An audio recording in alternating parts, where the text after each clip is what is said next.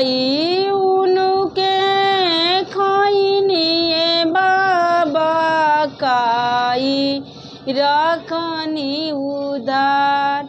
अरे के करे करने बलहरनी पापा साजन छे के दुआर।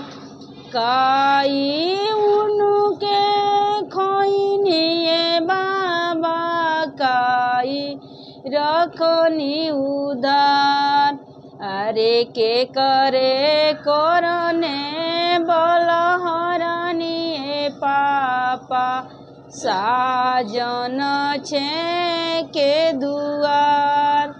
अरे के करे करने बलहर ये चाचा साजन छे के दुआर।